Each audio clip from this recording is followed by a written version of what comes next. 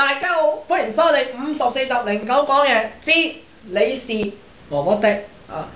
今日呢個題目開始咗咧，又係咧洗濕咗個肚咧就抹唔翻噶啦嚇，冇計頂硬上。咁我哋今日講呢個題目咧就好勁嘅，就係話咧即係同上一集嘅題目有關，就係咧點解嗰啲司機咧即係對呢個新嘅制度咧，好似有啲短加長減好似啲爭議咧。其實好簡單嘅啫，嗱你知換一個咪錶咧都要啲時間㗎，係咪？通常都話好似話要半年咁樣。咁啊，譬如好似紅的啊或者綠的咁，譬如特別是紅的啦，咁佢哋08年嘅2月先實施個新嘅收費，佢落期加蚊啊嘛。咁佢哋換個錶都要時間㗎，係咪？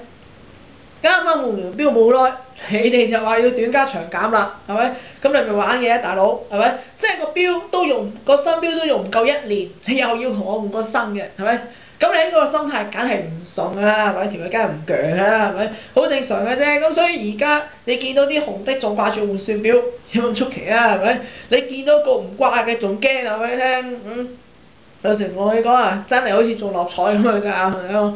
不過呢個咧都同大家講下一個關於一個心理測驗啊，我哋聽人講嘅啫啊，送不送由你啊，以下內容純屬個人意見啦。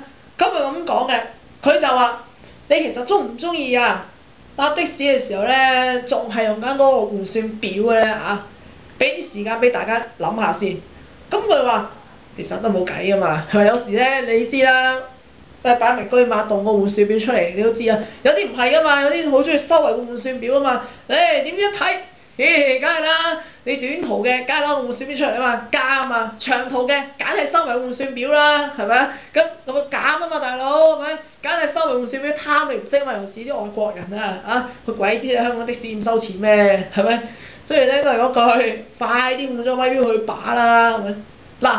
講翻呢個心理測驗嗰個問題嘅答案啊，咁呢條問題就係問究竟啊，你對於新同舊嘅適應能力有幾強咧？呢條問題就係咁樣問嘅，即係問你中唔中意搭的士嘅時候仲用緊換算表咧？佢意思就係話，其實你覺得如果你而家新嗰個情人係唔係你舊嗰個情人嘅即係替身咧？係咪？即係你做嘅嘢係做俾你嗰個而家新嗰個睇啊，定係平時你因為覺得你太念舊啦，你永遠咧覺得新嗰個咧都只不過舊嗰個替身嚟啫，所以咧明明嗰個新嘅唔中意，你係要咧塑造翻同舊嗰個一模一樣嘅啊，即係譬如話舊嘅追做乜嘢，你就喺個新嗰度係咁模仿翻佢嗰個效果啊，其實嘅即係同佢講，咪鬼喺我面前成日提嗰個 X 啦，咁即係提個 X 好聽咩？係咪？